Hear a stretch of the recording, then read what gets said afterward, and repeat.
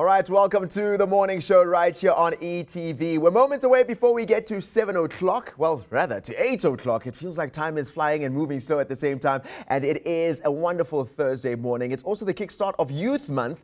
And I think this is a moment we've all been waiting for, specifically at the start of Youth Month and celebrating all that young people are doing. Because today we're joined by South African-born dance sensation Musa Motha. And Musa joins us via Zoom all the way from the UK in London to chat about his remarkable journey on Britain's Got Talent, where we've seen him finding himself advancing all the way to the grand finale that is happening this coming weekend. Amy Lou is also part of it. I think yesterday the Ghetto Kids also joined the finales that's happening this coming Sunday, and Musa joins us. Musa, thank you so much for making time to be with us. How are you doing? Oh, thank you for inviting me. I'm good, and how are you? I'm great. First things first, congratulations. I'm sure it feels good. But before we get into how you're feeling and asking you what your thoughts are, how does it feel to be getting a phone call just from a minister? Jay, like Zizi Kotwa is just calling you Minister of Arts and Culture. Hey, man, it's an honor, like I never thought I'd get so much recognition from high-profile people.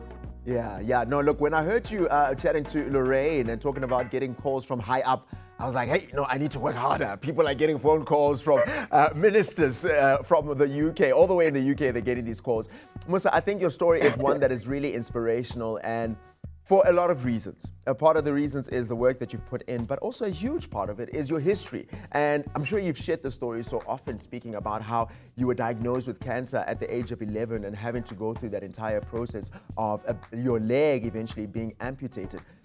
When you look back at that journey now and you think about, I want to specifically go through the process of chemotherapy, where it was a very difficult time. You're losing your hair, your family is just completely distraught, your friends aren't coming, you're feeling ill. When you look back at that time now, what are some of the memories that you have of the difficult but also the good from there? The journey was not really, smooth. Was not smooth at all. I started to. One thing that I still have is that the chemotherapy burnt my heart, burnt my lungs, and burnt my eardrums. So I'm still struggling with, a little bit of hearing. My heart just beats strangely and weird sometimes. But I have almost everything in my memory, I always think about it. I think that's the best thing that I've did for myself, not to forget what I went through, so that I can literally move on, because I can think about whatever that happened and then still not, become emotional or sad about it. So yeah, the best moment was just to meet up with the friends that I had. I lost one friend when I was in hospital. His name is Katlego. Yeah. May his soul rest in peace. Yeah, so that was it. Yeah, it must have been a really hectic time. I can only imagine, especially when you lose Katle, who was your friend in hospital, and you're still there trying to navigate that entire time. You still remember the ward number, Ward 43, and it seems like it's something that is very significant for you. But if there's one thing that still stands out from your time there, from the times you've spoken about it many times, is your resolution to saying, we just need to cut this and get it over and done with. Where did you draw that strength? I guess it was thrown from situation of we need to get done and over with this. I was sick for a long time, I didn't have a choice but to do it, and again, I didn't want to hold on to it for a very long time, because holding on to the pain, it breaks you every day. So yeah, I guess because I was a little boy, still confused of what is going on, but I know that I'm sick, and I'm carrying this, swollen leg, and I have to make sure that I get back to the pitch to play football, or maybe I get back to school, because it took me a while to go back to school. Yeah, I think that was it. And seeing my mom in pain every day, man, it was just really not good. So when the doctors suggested that we need to amputate the leg, I was like, oh, this is a solution. I'm like, yeah, yeah, let's do it, But I was young at that time. I didn't have that much of power to say, yes, let's do it. Let me sign the papers, So yeah, my parents had to really sit down and digest it. my family was not really, pleased about whatever the solution was. But at the end of the day, it had to happen. So I was like the pinpoint to it, like, yo, let's just do it. Let's just cut it. Yeah. So yeah. And I think that really added to the person that you are today, really set on being able to move beyond that moment and not just let that moment keep you back as what it would have been for many others. But now fast forward, you get into dancing. Dancing is what you say, it chose you more than it was you choosing it. Because help me understand this. I've never seen this in my life. Someone who is a DJ, and then the DJ leaves the booth to go dance with the people because the people aren't dancing enough for them. I mean, is this the journey towards where you find yourself now, dancing on the world stage? Yes, for sure. That's so true. Yeah, I was chatting with my old friends, and then I was telling them about the story. And today it sounds like, hey man, were you crazy at that time, or what was going on in your head? But I'm really grateful that, I actually switched my mind and trying new things. And I believe that dance found me, because after that, I was doing it nonstop, nothing stopped me, even no matter the circumstances, of struggling to go to the gig sometimes, we have like late night gigs from Johannesburg to Pretoria. We don't have transport. We have to hustle for money for transport. And essentially they're like, no, this thing's not doing some things for you guys. Why are you always, now we have to hustle to get money for transport and all of that, so it was really like a tough journey, but it was exciting. Yeah. For me, it was really exciting, and happy moments were created there. Man, that is fantastic. And I'm really excited about the fact that it all paid off to where you find yourself now. Many other moments even before this, which we'll chat about in a moment, speaking a little bit about the work that you've done with some international stars that you've worked with, some great names that you've worked alongside, the move to the UK, and then, of course, the ultimate moment right now with Britain's Got Talent. So we'll catch up with you in a moment. And you, TFS fam, don't want to go anywhere, because we continue this conversation on the other side of 8 o'clock to find out how Musa has felt leading up to that moment, to the golden buzzer, and then what he has in store, what he has prepared rather, for this coming Sunday with the grand finale that's coming up of Britain's Got Talent. Stay with us. Nelly is standing by for the news.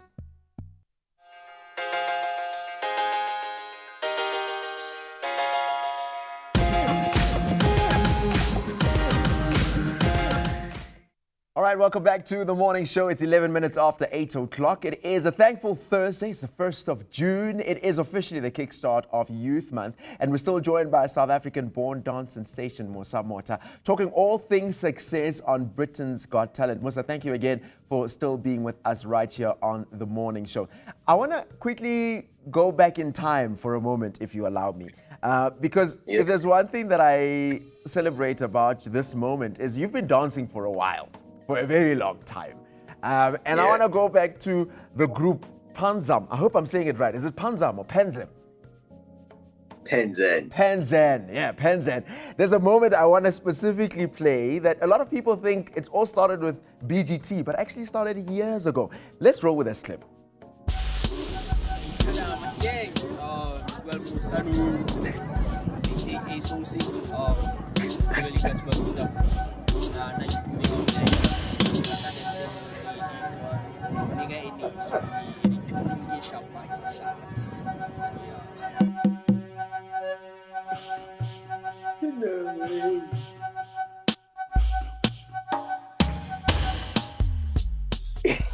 Oh man, like I watched this video. I don't know if you've seen this anytime recently.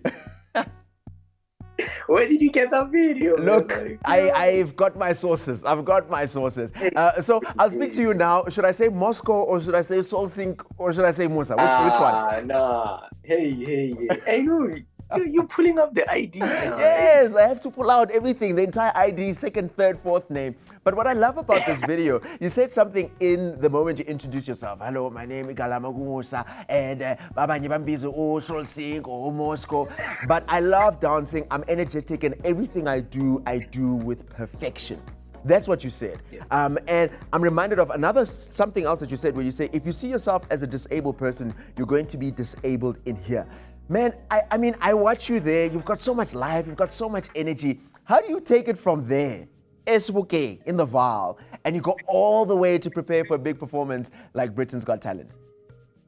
Hey man, it's a yeah, it's a fun and exciting journey to think about it. But yeah, from joining Penzen was like one of the actually it's the dance crew that I joined, the first one. Penzen actually means Bandosi and Zandile. They just took the first two letters of their names. Beautiful couple. They're married right now. I love them so much. And they stay in Zone 11. So yeah, the dance. It was a dance company. The dance company was really like amazing, and I got the opportunity to perform in big stages with them. They introduced me to like performing on like proper stages. Going to like city to city, and then from there we should be kind of like opened our own dance crew called Dynamic Entertainment. It was my boys. It was my boys, Dumelo Cheko, Bibo Given, and then Boyo, Nembambula. Was just the four of us. It was really amazing. That's where we took more risk, because we were very hungry. I think that was the reason why we were like together the whole time. It was because we were thinking alike and we had big vision. The big vision also was to go to Britain's Got Talent or SA's Got Talent, and then from there, the rest is history. Remember, I've been performing with them, doing some TV ads with them. Then met up with the likes of Somi, Z, even when Drake was around in South Africa, we made a music video. I'm gonna have to pause you there because I don't know, maybe when you're at a stage like yours, you just say Drake in passing, like I'm talking about Mampo or something like that. I mean, you had this moment, you in this music video with Drake, it must have been a moment and a half. You actually said, if I'm not mistaken, and you'll correct me if I'm wrong, take us to that moment. He walks into the room, he walks past everyone that's there. He's like, yo, Musa, how you doing, man? He's shaking your hand, soft money hands, soft hands. What's running in your head? This is Drake, bro. Yeah, man. I mean, like until that moment, we didn't know who are we shooting for, but we know that this is a big production post because we can see the setting is different, And then when he arrived there, I remember it was 3 Land Rovers, the latest one at the time. And then he just got off. And then we were placed like towards the end, like on the end side, and then he got off. And then the directors obviously went to him and they told us to keep calm, And then he came, like they directed him to us, he got here and then he just greeted us, yo guys, how you doing? Good. And then he shake our hand off like, first of all, bro, why are you so tall? You know what I mean? And your voice is so different. And your hands are so soft, man. What's going on? Is it money or what? It's money, bro. It's money. It was the best moment. Oh man, and that's really special. That's fantastic. And I think it's really a combination of so much work that you put into it. Your work, also spending time with Gregory Makoma, which we'll speak about in a moment. I want to specifically come into the competition and the preparation that comes into it. Do you feel the pressure of coming up with the right choreography for the audition, but you're not giving everything in case you make it to the final? I don't feel pressure, to be honest, because the initial intention was not to compete, as I'm not a competitive person. But right now I'm doing it for the people, man. I'm doing it for the love that I received. They pushed me until I get to the point where I am today. For me, I just wanted to hit the first appearance and then disappear. But the reaction that I got, it was really amazing. I was so excited. I was so shocked. I'm like, yo, Kantigo so, you know what I mean? And even on the semifinals, that was the same thing. You know what I mean? So right now, I started working since yesterday. There's a little bit of pressure because I'm looking at both videos and I don't want to repeat stuff, and I have to like bring a new thing on stage. And, I have to make sure that I do my best for my people, man.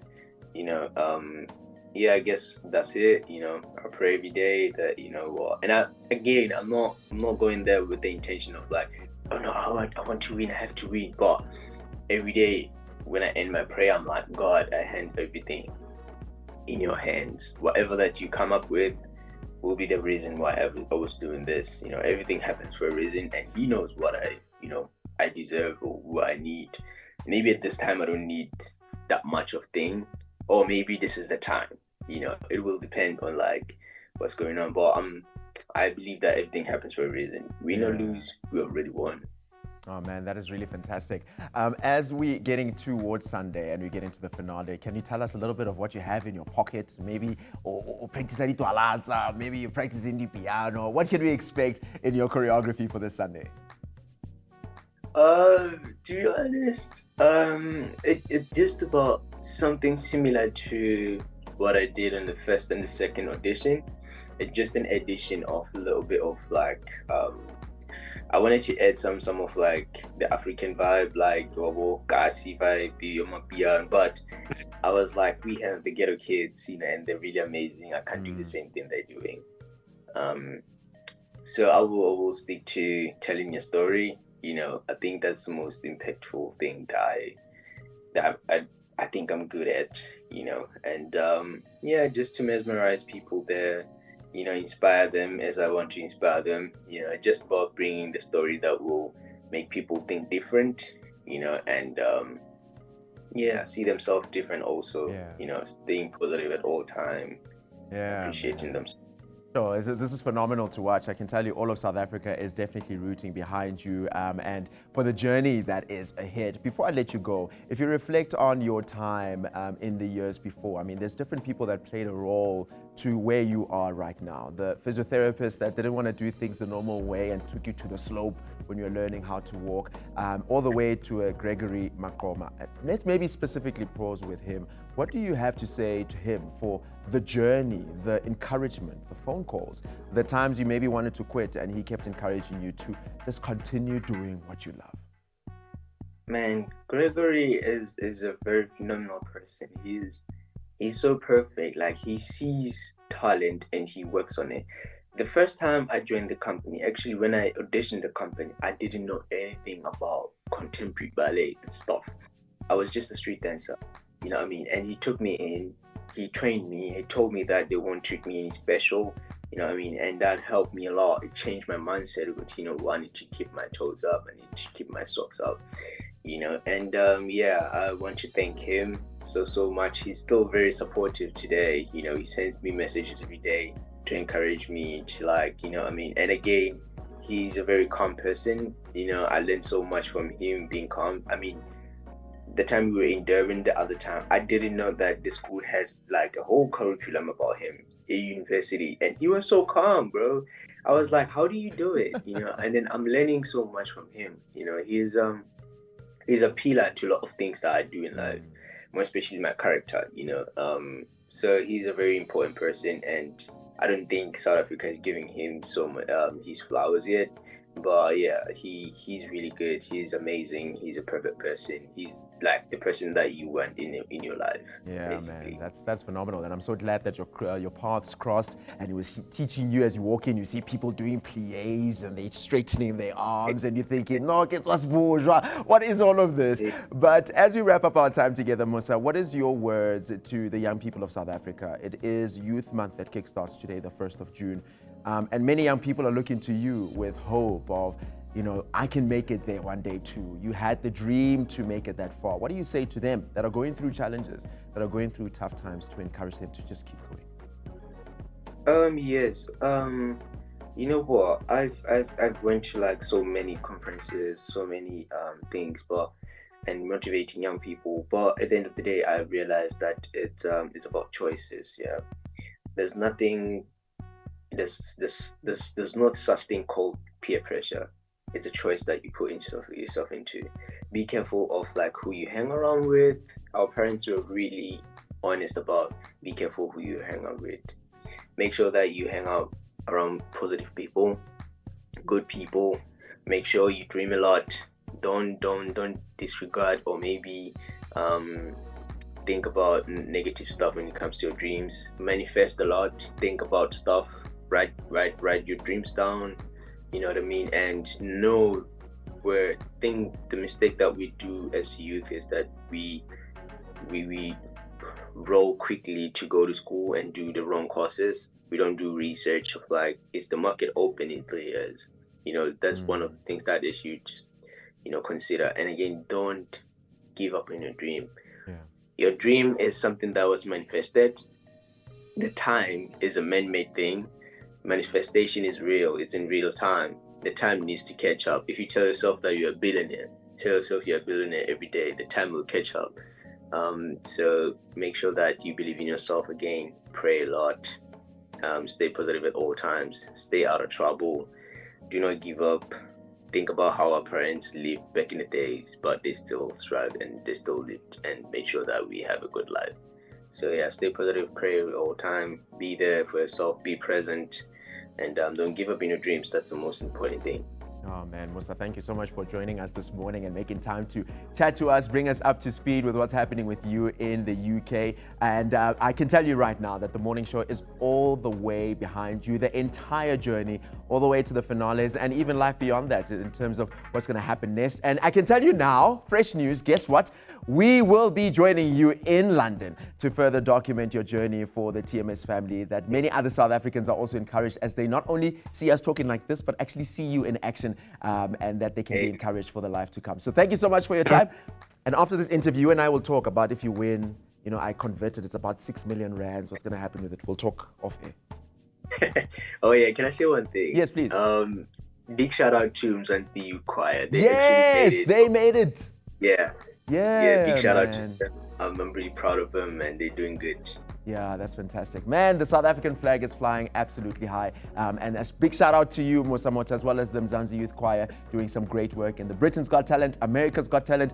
Basically, it's just saying South Africa's Got Talent. So thank you so much. That was Musa Motha joining us right here on the morning show, talking all things Britain's Got Talent and the grand finale that he is a part of, flying the South African flag high and making every single one of us proud. Stay with us. We're going to wrap it up in just a moment.